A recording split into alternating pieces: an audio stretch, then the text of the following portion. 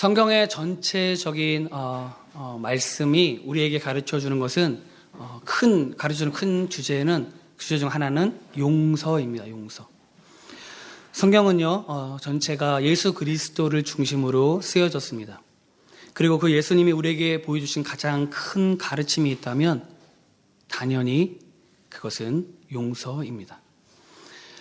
예수님은 이 땅에 살아가면서 자신을 미워한 수많은 사람들을 만나셨습니다.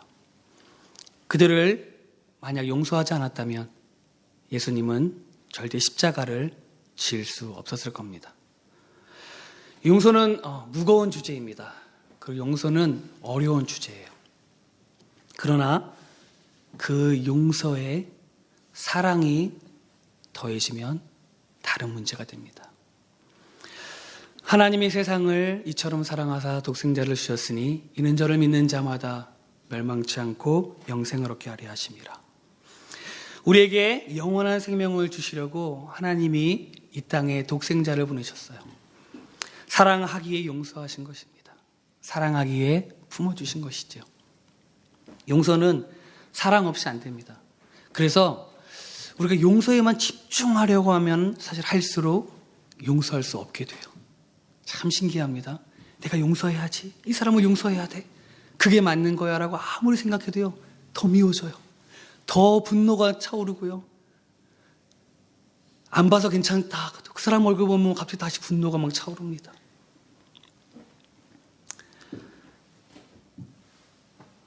용서는요. 사랑에서부터 시작해야 돼요. 용서는 용서에 집중하지 않아야만 합니다. 용서에 집중하면 절대로 용서할 수 없게 되기 때문입니다.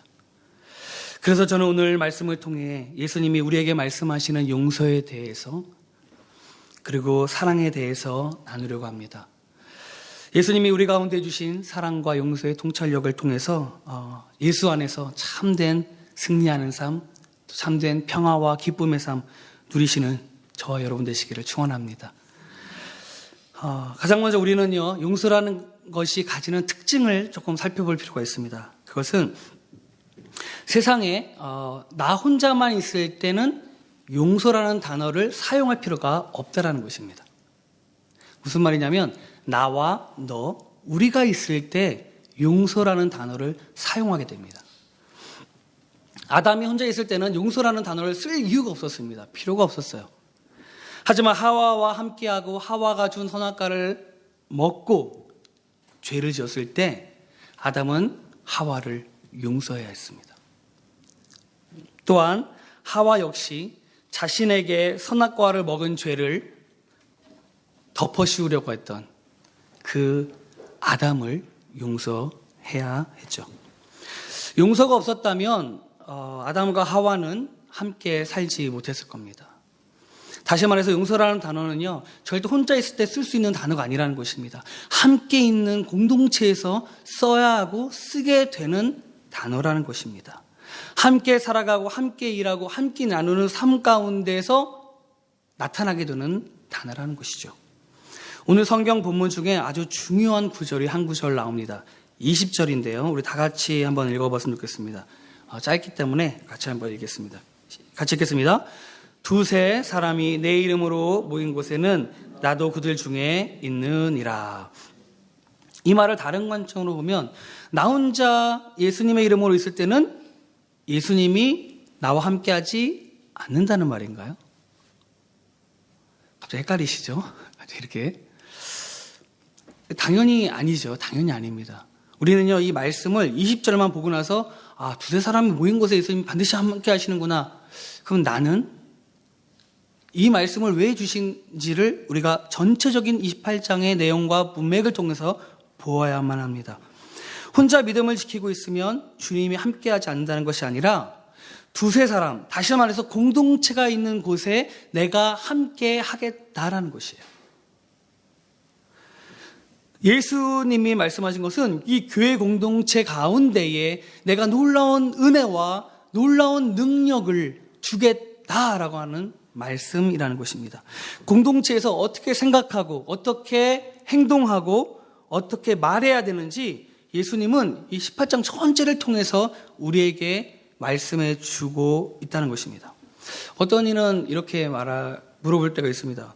목사님, 꼭 공동체를 이루어야 되나요? 공동체가 왜 꼭 중요하나요? 꼭 교회 다녀야 되나요? 꼭 교회 와서 예배해야 되나요? 요즘에는 인터넷이 너무 잘 발달돼서 많은 훌륭한 목사님 설교를 지금도 클릭하면 바로 들어볼 수가 있습니다. 세계 어느 곳에 있는 목사님 중에서 인터넷에만 나오는 분의 설교면 다 들을 수 있어요. 굳이 힘들게 교회 공동체 와서 이것도 봉사하고 저것도 일하고 사람 눈치도 보고 막 웃지 않아야 되는데 웃고 싶지 않은데 웃어야 되고 미소 줘야 되는 내가 왜 그곳에 가서 예배해야 되나요? 만약에 여러분 그것이 맞는다면 바울이 가는 곳곳마다 목숨을 걸고 교회를 세울 이유가 없었습니다. 교회 안 세워도 되죠. 가정으로 흩어지라고 하고 계속 모이지 말라고 했을 겁니다. 믿는 믿음을 너 혼자 지키라고, 조용히 숨어서 지키라고 해야 됩니다. 그런데 신기한 것은요, 바울이 했던 것은 각 지역마다 가서 교회를 세우는 것이에요. 또 그게 만약에 맞다면 오늘 본문에서 말씀하신 예수님의 말씀도 별 의미가 없는 말씀이라는 거예요. 공동체에서 예수님은 오늘 말씀을 통해서 우리가 무엇을 해야 되는지 명확하게 말씀하고 계십니다. 우리가 읽지는 않았지만 우리 12절에서 14절까지 말씀 한번 보도록 하겠습니다. 12절에서 14절까지 말씀입니다. 제가 한번 읽어보겠습니다. 같이 한번 보십시오. 너희 생각에는 어떠하냐? 만일 어떤 사람이 양 100마리가 있는데 그 중에 하나가 길을 잃었으면 그 99마리를 산에 두고 가서 길 잃은 양을 찾지 않겠느냐? 진실로 너희에게 이르노니 만일 찾으면 길을 잃지 아니한 99마리보다 이것을 더 기뻐하리라. 이와 같이 이 작은 자 중에 하나라도 있는 것은 하늘에 계신 너희 아버지의 뜻이 아니니라. 이런 이야기입니다. 어느 사람에게 양 100마리가 있었습니다. 근데 99마리는 제자리에 잘 있는데 한 마리가 사라졌어요. 그래서 그 한 마리를 찾으러 산을 헤매고 그 어둠을 헤매고 다닌다는 말입니다. 이해가 참 되지 않습니다. 한 마리를 찾으려 하다가 그 99마리 중에서 혹시 또 다른 한 마리가 도망이라도 가거나 다른 데 간다면 어쩌겠는가. 고생은 고생대로 해가지고 간신히 한 마리 데리고 왔더니 한 마리가 사라졌어요. 또 찾으러 갑니까? 보통 상식으로는 포기하는 게 맞습니다. 양이야 또 나면 되죠. 그렇죠? 또 그냥 교배시켜서 또 나면 되잖아요. 왜 생고생을 왜 합니까? 아니면 그 주인이 그 양을 특별히 더 사랑했을까요? 이름을 쉘리라고 지어주면서 오 마이 쉘리 하면서 막 아끼던 양이었을까요? 아니면 핑크 색깔로 쫙 칠해줘서 특별한 양으로 취급을 했기 때문에 그런가요? 아니죠. 다만 이 주인은요 100마리 중에 그냥 딱 한 마리 그 잃어버린 양을 찾으러 간 겁니다. 그리고 그 양이 돌아왔을 때 하나님이 기뻐하신다는 거예요. 굉장히 중요한 통찰입니다. 잃어버린 양이 한 마리 돌아왔을 때 하나님이 기뻐하신다는 거예요. 자, 이제 하나님은요, 우리 공동체를 어떻게 바라봐야 하는지를 명확하게 말씀해 주고 있다는 것입니다. 우리 공동체 안에서 잃어버린 양이 있다면 그 잃어버린 양이 다시 돌아올 때 하나님은 너무너무 기뻐하신다는 거예요. 사랑의 마음, 양들을 정말 사랑하는 그 마음이 하나님의 마음이고 우리 마음이 되어야 한다라고 하나님이 말씀하고 계시다라는 것입니다. 제가 카페를 운영했을 때 오너가 되어서 이렇게 운영을 했었습니다. 카페를 제가 시작할 때 제가 바리스타를 했고요. 제 아내가 이제 샌드위치를 만들었습니다. 경험이 없었는데 저희가 하면서 고민을 많이 해서 여러 가지 상황들 속에서 바리스타를 쓸 수 없었고 또 샌드위치를 만드는 전문가를 쓸 수가 없었습니다. 그래서 우리가 짧게 배워서 한다고 했는데 참 많이 부족했습니다. 하루는 기억이 나는 게 한 손님이 2명이 왔었는데 아침 일찍 오죠. 일하는 사람들입니다. 베이컨 에그롤을 시켰습니다. 열심히 만들었어요. 진짜 땀을 흘려가면서 만드는데 왜 이렇게 계란이 안 익습니까? 진짜 왜 이렇게 빵이 잘 안 구워집니까? 간신해가지고 좋습니다. 그랬더니 마음에 이 손님 또 안 오겠구나. 최선을 다해서 줬지만 그 손님이 안 올까 걱정이 되더라고요. 근데 그 다음 날 그 손님 둘이 다시 굿모닝 하면서 딱 들어올 때 그 기분은요, 우와! 이런 말을 써도 될지 모르겠지만 째지더라고요. 너무 감사합니다, 하나님. 저 손님들 어제 오고 다시는 안 올 줄 알았는데 또 오게 되는군요. 정말 감사합니다. 저에게 문제가 있는 것이 아니라 그 영혼이, 그들이 다시 왔을 때 그 기쁨은 말로 표현할 수 없었습니다. 이게 참 주인의 마음이구나. 그리고 고객 한 사람 한 사람이 너무 귀해서 놓치고 싶지 않았던 마음이 있었던 시간들을 보냈었습니다. 예수님은요, 우리 교회가 그냥 일주일에 한 번 모여서 예배하고 흩어지는 공동체라고 생각하지 않으십니다. 우리는 한 번 모였다 흩어져서 각자 살다가 수요일날 저녁이나 아니면 일주일에 한 번 모여서 또 예배하지만, 하나님은요, 우리가 그냥 한 번 모였다 흩어지는 공동체로 세우시지 않으셨다는 것을 우리는 생각을 해야 합니다. 우리 마음은요, 오늘 저 성도가, 저 집사가 안 왔네, 무슨 일이 있을까? 서로를 격려해주고 또한 염려해주고 찾아가주고 기도해주는 그런 마음을 가진 공동체를 세워야 한다고 말씀하십니다. 제가 주일학교를 하면서도 참 많이 사실 부끄럽습니다. 우리 아이들이 안 올 때면 참 많이 고민하기도 하면서도 또 연락을 놓치면 마음이 쓰이더라고요. 자꾸 이것들이 반복되니까 마음이 불편함들이 생기게 되는 것들을 보게 됩니다. 그러면서 다시 한번 이 말씀을 저도 대하면서 하나님이 우리 공동체에 또 나에게 원하시는 것이 무엇인지를 돌아보게 되었습니다. 사람이 많이 모여있는 공동체가 건강한가요? 아닙니다. 하나님의 마음, 잃어버린 영혼을 돌아오기를 기뻐하는 그 사람들이 모인 그 공동체가 건강하고 행복한 공동체입니다. 그것이 바로 예수 마음 공동체입니다. 저는 바로 그 사랑의 마음을 가진 사람이 저와 여러분이 되기를 간절히 소망합니다. 그리고 예수님은요, 21절에서 베드로의 질문을 통해 그런 공동체, 그런 한 사람이 되기 위한 방법에 대해서 소개하고 있습니다. 우리 21절을 같이 한번 읽어보도록 하겠습니다. 같이 읽겠습니다. 시작. 그때에 베드로가 나와 이르되 주여, 형제가 내게 죄를 범하면 몇 번이나 용서하여 주리이까? 7번까지 하오리까? 18장 한번 전체를 한번 보셨으면 좋겠습니다. 요즘 성경은 다 색인이 되어 있습니다. 무슨 말이냐면 예수님의 말씀에만 빨간색으로 되어 있고요, 나머지는 검은색으로 되어 있다는 말입니다. 18장을 쫙 보시면요, 전체가 다 붉습니다. 빨개요. 딱 두 군데, 18장 1절과 2절, 그리고 21절에만 검은색으로 되어 있습니다. 우리는 오히려 이 빨간색으로 된 예수님의 말씀보다 이 말씀 외에 1, 2절의 배경 설명과 이 베드로의 질문이 있는 21절에 주목해 보아야만 합니다. 예수님은요, 바로 우리가 읽은 그 21절 전에 두세 사람이 모인 곳에 나도 그들과 함께 하겠다고 분명하게 말씀하고 있어요. 참 멋진 말씀을 하셨습니다.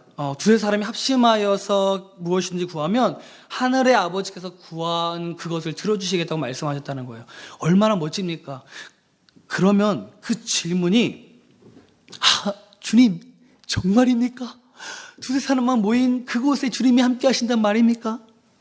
혹은 아니면 혼자서 기도하면 주님 함께 하지 않으시나요? 뭐 이런 반문적인 질문을 해야 되는데 베드로가 갑자기 엉뚱한 말을 하는 것처럼 보인다는 것이죠. 주여, 형제가 내게 죄를 범하면 몇 번이나 용서하여 주리이까? 마치 20절과 21절이 완전히 다른 스토리처럼 우리가 느껴질 수 있다고 하는 것입니다.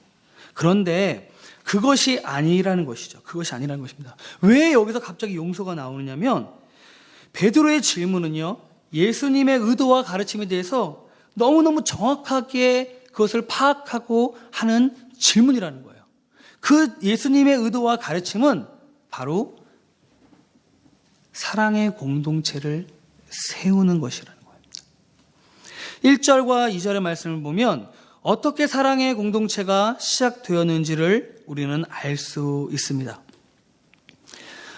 이렇게 설명하고 있습니다.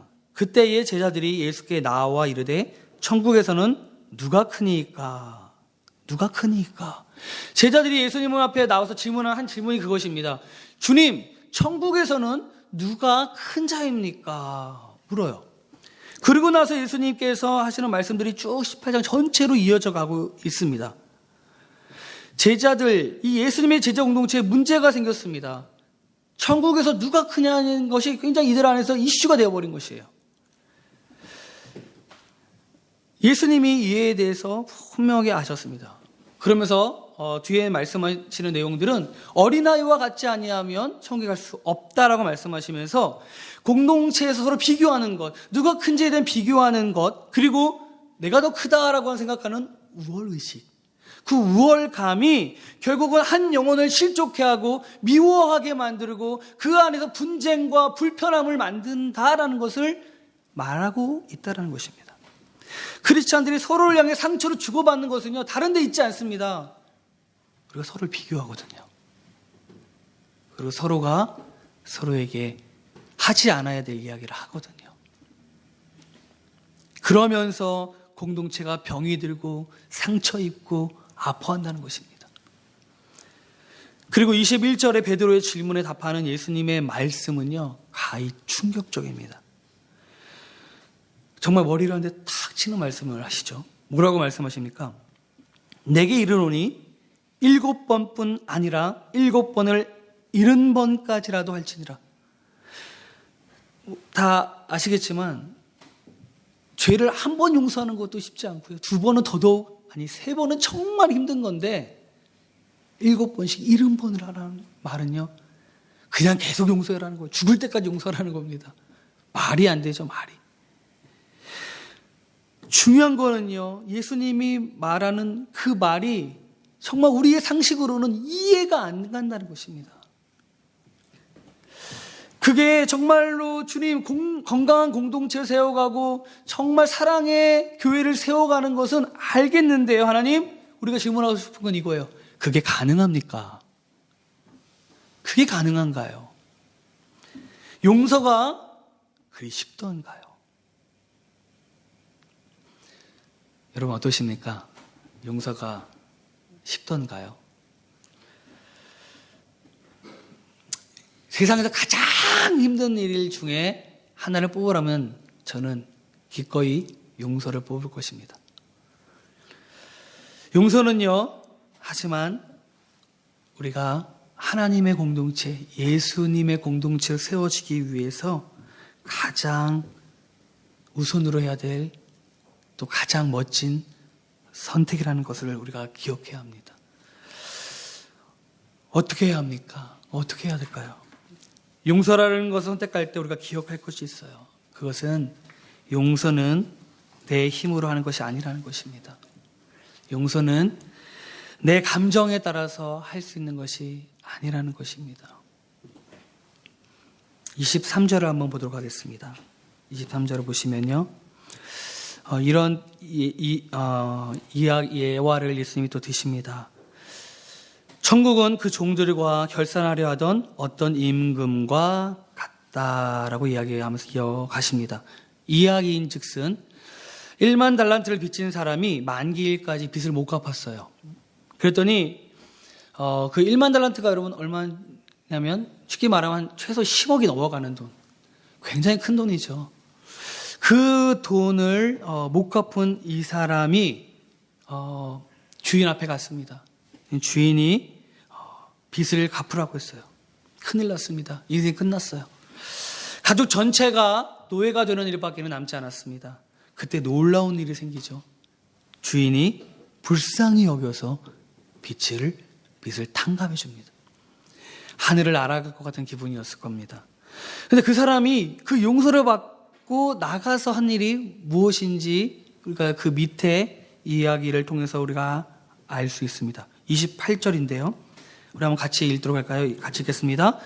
그 종이 나가서 자기에게 100데나리온 빚진 동료 한 사람을 만나 붙들어 목을 잡고 이르되 빚을 갚으라 하매. 자신에게 100데나리온 빚진 사람을 찾아가서 빚을 갚으라고 호통을 치고 있습니다.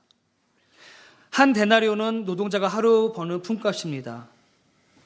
그리고 달란트로 따지면 6천분의 1입니다. 즉 100데나리온, 한 100일 정도의 일에 하는 돈에 대한 그 정도를 빚졌다고 그가 결국 한 것은 빚을 못 갚은 그 사람을 감옥에 넣어버렸다는 것이에요. 감히 내 100데나리온을 안 갚아? 여기서 예수님이 우리에게 용서의 방법에 대해 이야기해 주십니다. 32절에서 35절 말씀인데요. 우리 함께 읽도록 하겠습니다. 같이 읽겠습니다. 이에 주인이 그를 불러다가 말하되 악한 종아, 내가 빌기에 내가 내 빚을 전부 탕감하여 주었거늘 내가 너를 불쌍히 여김과 같이 너도 내 동료를 불쌍히 여김이 마땅하지 아니하냐 하고 주인이 노하여 그 빚을 다 갚도록 그를 옥졸들에게 넘기니라. 너희가 각각 마음으로부터 형제를 용서하지 아니하면 나의 하늘 아버지께서도 너희에게 이와 같이 하시리라. 아멘. 내가 너를 불쌍히 여김과 같이. 예수님은요, 우리를 위해서 자신의 목숨을 거셨습니다. 십자가의 고통과 수치를 당하셨습니다. 딱 하나 이유죠. 나의 죄를 용서해 주시기 위해서. 내게 천국을 경험하게 주시기 위해서 예수님은 그 골고다 언덕을 오르셨습니다. 우리의 힘과 마음으로는요, 용서하기 어렵습니다. 그러나 10억 달러 정도의 돈을 우리가 탕감받았다면, 그 마음이 있다면, 주님이 나를 사랑하신 그 마음이 있다면 우리는 그 마음으로 또 다른 사람들을 바라봐야 되는 거예요. 하나님, 저는 100달란트, 100데나리온입니다. 저 사람 100데나리온인데 하나님, 참 내게 필요한 돈입니다. 하나님, 어떻게 하면 좋을까요? 주님의 그 마음을 품고 나가야 한다는 것입니다. 오늘 예수님은 그 용서의 마음, 잃은 양, 주인 말만 잘 따라와서도 길을 잃지 않았을 양, 화가 나고 답답해도 그 주인은 그 양을 찾아갔습니다. 그리고 찾아내서 혼내는 것이 아니라 기뻐하셨다는 거예요. 그게 예수님의 마음입니다. 그게 우리 공동체를 향한 주님의 마음이에요.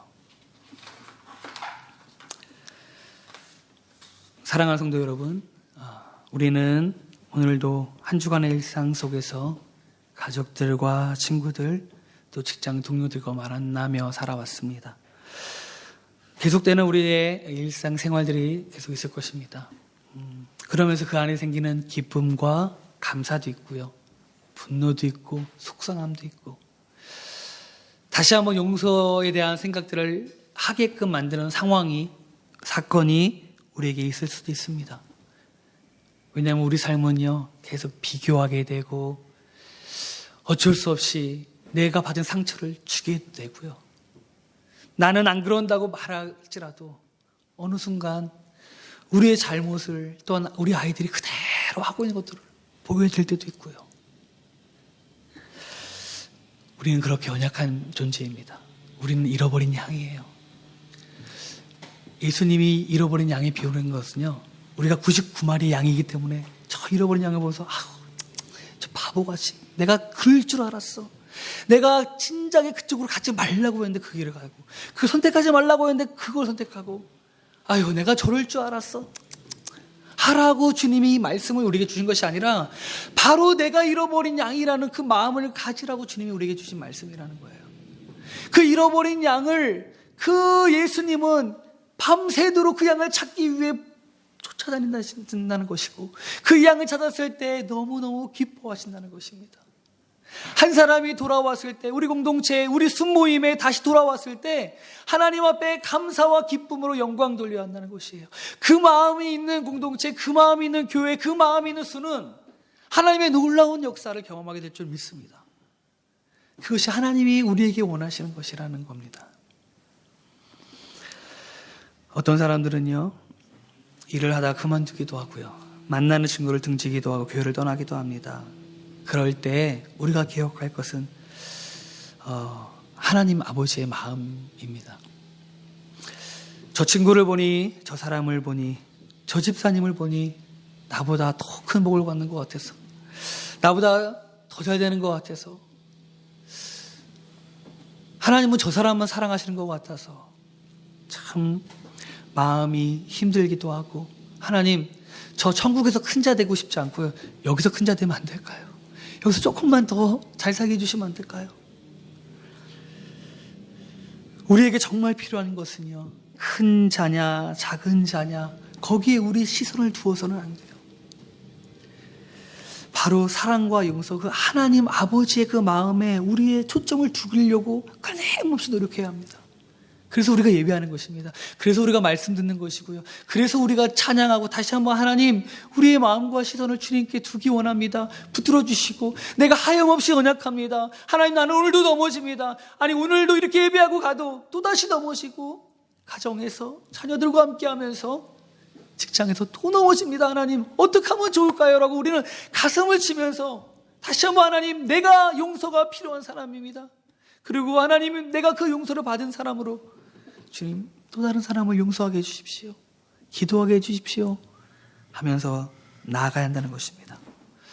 주님이 우리를 용서하시고 사랑하신 것처럼 그렇게 용서하고 사랑해야 할 줄 믿습니다. 그럴 때 정말 놀라운 하나님의 은혜가, 또 그 사랑이 우리 가운데 거하면서 그 진리가 우리를 자유케 할 줄 믿습니다. 그 진리를 통하여 승리하며 살아가시는 저와 여러분 되시기를 주님의 이름으로 축원드립니다. 이 시간 우리 한 목소리 함께 기도했으면 좋겠습니다. 이 시간 기도하실 때 하나님, 참 용서라는 것이 쉽지 않고 어렵고 무거운 주제입니다. 하지만 하나님, 내가 사랑하기 원합니다. 영혼을 사랑하기 원합니다. 하나님이 내게 맡겨주신 영혼들을 사랑하기 원합니다. 순회에서, 또한 주일학교에서, 학생부에서, 각자의 삶의 자리 속에서 하나님이 내게 맡겨주신 영혼들이 있을 거예요. 자녀들도 여러분에게 맡겨주신 영혼들입니다. 우리가 그 영혼들을 위해서 이 시간 한번 기도했으면 좋겠습니다. 그리고 하나님, 내가 먼저 그 용서함을 받은 사람으로 그것을 기억하며 살아갈 수 있게 해주십시오. 하나님이 나를 사랑하셔서 목숨까지 걸어주셨는데 자꾸 내가 잃어버립니다. 까먹습니다, 하나님. 그리고 또다시 우리는 백타나리온을 빚진 사람을 향해서 손가락질하고 평가하고 판단하며 나아갑니다. 그런 나인데도 하나님은 불쌍히 여겨주셔서 나를 구원해 주셨는데, 하나님, 내가 그 마음을 기억하게 해주십시오. 나는 용서할 수 없습니다. 그러나 주님의 마음으로 내가 용서하기 원합니다. 그 주님의 마음으로 살아가기 원합니다. 내가 전국에서 큰 자임을 하나님 바라는 것이 아니라 정말 용서하는 사람으로, 우리 공동체를 사랑하는 사람으로 살아가게 해달라고 함께 우리 동성으로 기도하도록 하겠습니다. 기도합니다. 하나님, 감사합니다. 감사합니다. 그리고 또 감사합니다. 내가 무엇이건대 주께서 나를 사랑하시나이까.